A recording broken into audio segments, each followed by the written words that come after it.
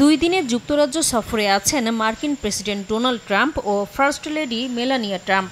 দেশটিতে এটি তার দ্বিতীয় রাষ্ট্রীয় সফর। লন্ডনে পৌঁছানোর পর রাজকীয় আড়ম্বরের মধ্য দিয়ে উইন্ডসর ক্যাসেলে তাদের স্বাগত জানান রাজা তৃতীয় চার্লস, রানী ক্যামিলা উইলিয়ামস ও কেট দম্পতি।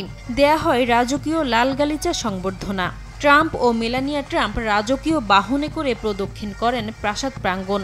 পাশাপাশি সামরিক কুচকাওয়াজ ও যুদ্ধ বিমানের ফ্লাইপাস্টের মাধ্যমে অভ্যর্থনা জানানো হয় ট্রাম্প দম্পতিকে।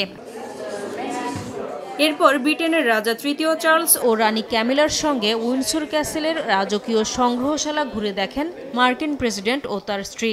যান সেন্ট জর্জ চ্যাপেলেও। উইন্ডসর ক্যাসেলের রাজকীয় ভোজেও অংশ নেন তারা।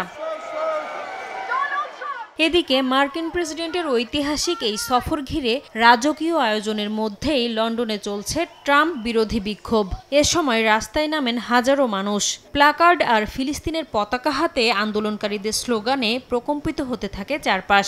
গাজা যুদ্ধ বন্ধের আহ্বান জানান বিক্ষোভকারীরা।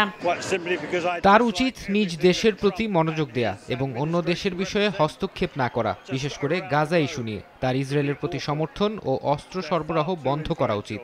এর আগে মার্কিন প্রেসিডেন্ট পৌঁছানোর আগ মুহূর্তে যুক্তরাজ্যে উইন্ডসর ক্যাসেলে দেয়ালে ভেসে উঠতে দেখা যায় ডোনাল্ড ট্রাম্প, যৌন অপরাধে দণ্ডিত জেফ্রি অ্যাপস্টেইন এবং প্রিন্স অ্যান্ড্রুর ছবি। এ ঘটনায় অন্তত 4 জনকে গ্রেফতার করা হয়েছে বলে জানিয়েছে ব্রিটিশ পুলিশ।